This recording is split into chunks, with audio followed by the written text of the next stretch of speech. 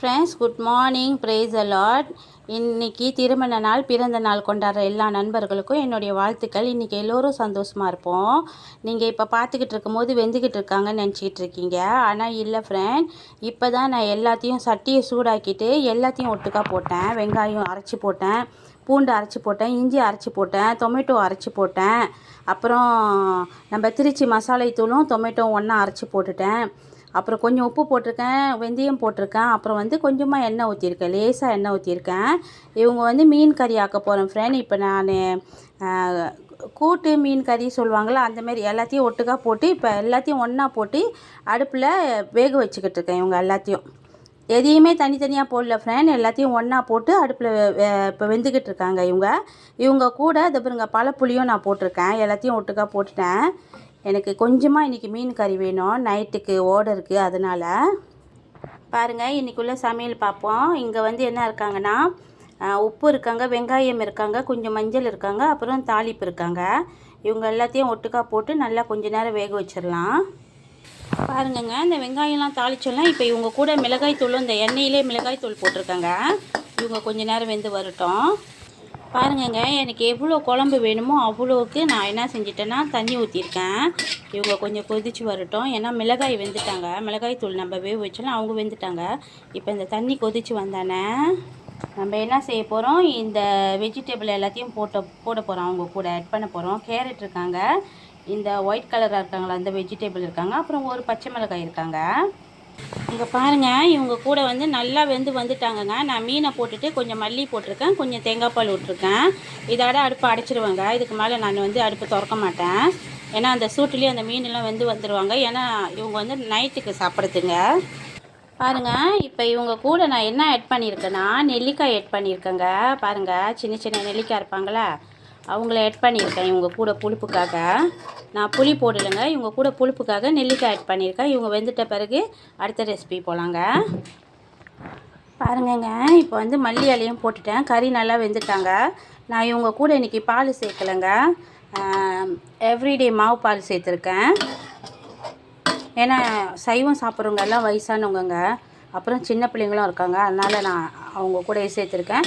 இன்னொன்று, இந்த நெல்லிக்காய் ஏன் நான் சேர்த்துருக்கேன்னா, நேற்று நான் நெல்லிக்காய் சாப்பிட்டுட்டு இருக்கும் போது, நேற்று நாங்கள் வீட்டில் எல்லோரும் நெல்லிக்காய் சாப்பிட்டுட்டு இருந்தோமா, அந்த டைமில் நான் என்ன செஞ்சேன், பையில் கொஞ்சம் கையில் எடுத்துகிட்டு போய் சாப்பிட்டுட்டு இருக்கும் போது என்னோடய கஸ்டமர் பாட்டியில் வயசானவங்களாம் இருக்காங்களே, அப்புறம் வீட்டிலையும் வயசானவங்க இருக்காங்களே, அப்போ அவங்கெல்லாம் என்னை பார்த்துக்கிட்டே இருந்தாங்க. அப்போ நான் கேட்டேன், வேணுமான்னு கேட்டேன். அவங்க சொன்னாங்க, வேணாம் கடிக்க முடியாது அப்படின்னு சொன்னாங்க. சரின்ட்டுன்னு இன்றைக்கி அவங்களுக்காக ஒரு நெல்லிக்காய் போட்டு, கேரட் போட்டு, ஒரு காலிஃப்ளவர் போட்டு, ஒரு சின்ன கொஞ்சமாக கொஞ்சம் குழம்பு வச்சு அவங்களுக்கு கொடுக்க போகிறேன். அப்போ அவங்களும் சாப்பிட்ட மாதிரி இருப்பாங்க நெல்லிக்காய். பாருங்கள், இப்போ அடுத்த சமையலுக்கு வந்துட்டோம். இன்றைக்கி நம்ம வீட்டில் இவங்க தாங்க ஸ்பெஷல் சமையல். என்னதுன்னா, இங்கே என்ன வச்சுருக்கேன்னா, வெங்காயம், இஞ்சி, பூண்டு போட்டிருக்கேன். அப்புறம் ஒரே ஒரு சின்ன பழுத்த மிளகாய், ஊசி மிளகாய் போட்டிருக்கேன். அப்புறம் ஈக்காம்பி லேஸ் போட்டிருக்கேங்க. இவங்க எல்லாத்தையும் ஒட்டுக்கா போட்டு அரைச்சிட்டு இதோ எண்ணெயில் போட்டு கொஞ்ச நேரம் தாளிச்சிக்கலாங்க. இவங்க பாருங்கள், நம்ம கொஞ்சம் தண்ணியாக தானே ஊற்றணும். இப்போ பாருங்கள், எல்லாம் தண்ணியெலாம் சுண்டி எண்ணெய் மட்டும் இருக்காங்க. இப்போ இவங்க கூட கொஞ்சோண்டு ஒரு பீன்ச் அளவு மஞ்சள் போட்டிருக்கேங்க. இவங்களும் கொஞ்ச நேரம் இந்த மஞ்சள் அந்த எண்ணெயோடு வெந்து வரட்டும். அவங்கள நான் என்ன செய்ய போகிறேன்னா, இங்கே பாருங்கள் என்ன வெஜிடபிள் எடுத்து வச்சுருக்கிறேன்னு. மணத்தக்காளி கீரைங்க. இவங்க நேற்று என்னோடய தங்கச்சி கொடுத்தாங்க. அவங்க பேர் கோமதி. அவங்க வேலை செய்கிற இடத்துல நிறையா இருக்குதுன்னு கொண்டு என்கிட்ட கொடுத்தாங்க. அப்போ எனக்கு இந்த வெஜிடபிள் ரொம்ப பிடிக்கும். இருந்தாலும் இவங்க கொஞ்சம் கசப்பாக இருப்பாங்களா, அதனால் நான் இப்படி தூமிஸ் பண்ணி சமைச்சு சாப்பிட்டோமா அவங்களோட கசப்பு நம்மளுக்கு தெரியாதுங்க. ஆனால் அவங்க ரொம்ப ஹெல்த்தியான ஃபுட்டுங்க, ஹெல்த்தியான வெஜிடபிள். அதனால் அவங்கள தான் இப்போ நான் இன்றைக்கி ஸ்பெஷலாக சமைக்கிறேங்க. இங்கே பாருங்கள், அவங்க நல்லா தாளித்து வந்துட்டாங்களாம். அந்த இஞ்சி பூண்டுலாம், வெங்காயம், நெத்திலி பொடிலாம். இப்போ இவங்க கூட நான் என்ன செஞ்சேன்னா, தேங்காய் பூவும் அரைச்சி ஊற்றிட்டேன்.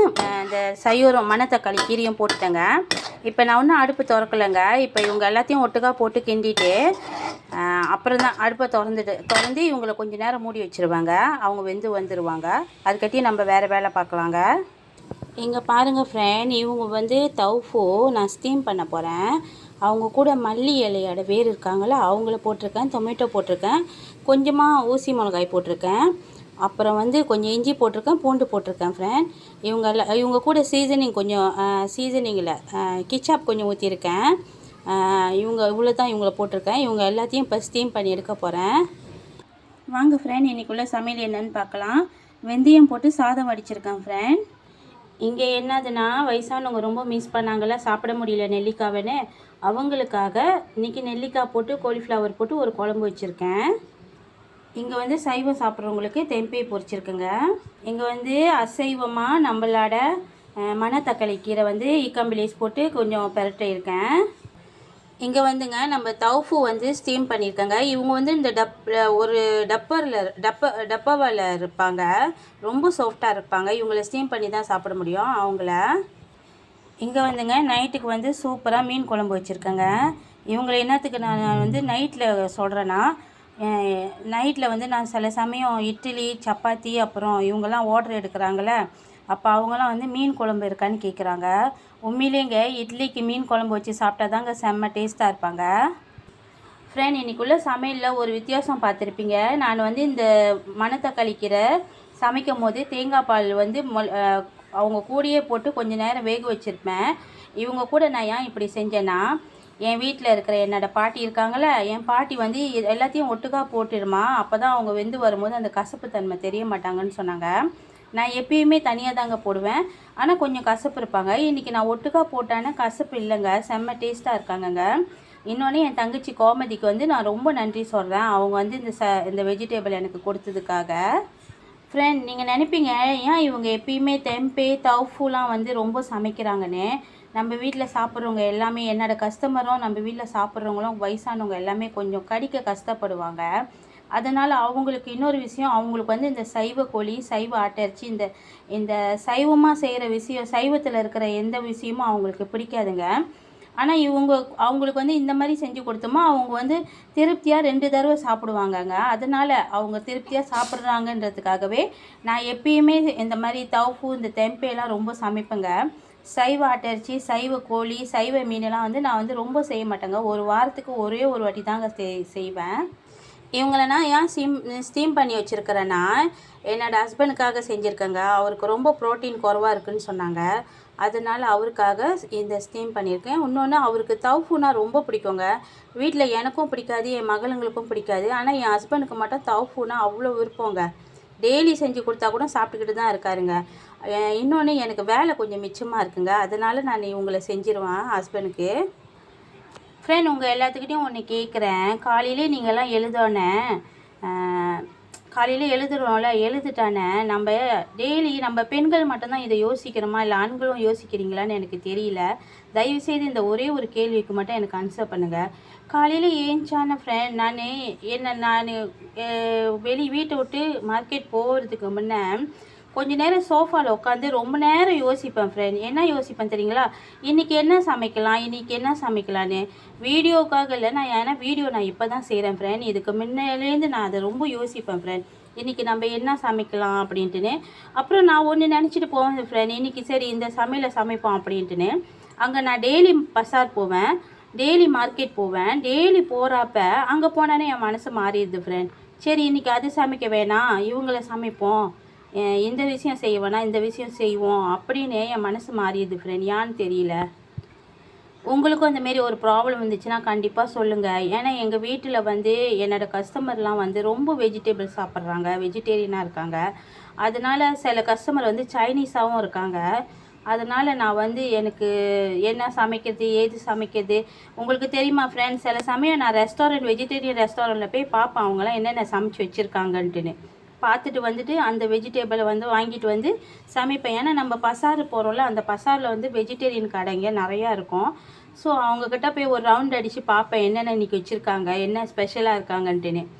அப்போ இன்றைக்கி இந்த நெல்லிக்காய் கூட நான் மார்க்கெட்டில் தான் வாங்கினேன் ஃப்ரெண்ட். ஒரு வெஜிடேபிள் விற்கிறவர் வந்து இந்த நெல்லிக்காய் வந்து ஃப்ரெஷ்ஷாக விற்றாரு.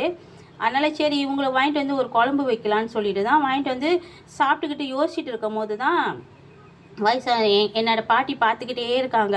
இப்போ சாப்பிட்றிய பல்லு வலிக்கலையாம்மா அப்படிலாம் கேட்குறாங்க. எனக்கு சிரிப்பு வந்துடுச்சு. சரி பாட்டி, நான் உங்களுக்கு சமைச்சு கொடுக்குறேன்னு சொல்லிவிட்டு இவங்கள சமைச்சேன். ரொம்ப நன்றி ஃப்ரெண்ட். இது வரைக்கும் என்னோட நீங்கள் ஷேர் பண்ணிக்கிட்டு நான் சொல்கிற கதை என்னோடய விஷயம் எல்லாத்தையும் நான் உங்கள் கூட ஷேர் பண்ணுறேன். என் கூட அமைதியாக நீங்கள் கேட்டுட்டு இருக்கிறதுக்காக ரொம்ப நன்றி. ஆனால் மறக்காமல் எனக்கு நீங்கள் தெரியப்படுத்துங்க. பெண்கள் மட்டும் இதை யோசிக்கிறோமா, இல்லை ஆண்களும் இதை யோசிக்கிறாங்களான்னு தெரியல. மார்னிங் வந்து இன்றைக்கி ஒரு நாள் நம்ம சாப்பிடணும், நம்ம பிள்ளைங்க சாப்பிடணும், நம்மளை சுற்றி உள்ளவங்கலாம் சாப்பிட்ணுமே, நம்ம வீட்டில் உள்ளவங்க சாப்பிட்ணுமே நினச்சி என்ன சமைக்கணும்னு குழம்புறவங்க இருந்தாங்கன்னா கண்டிப்பாக எனக்கு இன்ஃபார்ம் பண்ணுங்கள் ஃப்ரெண்ட். இது வரைக்கும் என்னோடய சேனல் பார்த்துட்டு இருந்திருக்கு ரொம்ப நன்றி. மறக்காமல் பெல் பட்டன், சப்ஸ்கிரைப் பட்டன் அமுத்திடுங்க, ஷேர் பட்டன் செய்யுங்க. இந்த நெல்லிக்காய் குழம்பு மறக்காமல் செஞ்சு பாருங்கள் ஃப்ரெண்ட். ரொம்ப டேஸ்ட்டாக இருக்காங்க. எல்லோருக்கும் ரொம்ப நன்றி ஃப்ரெண்ட்.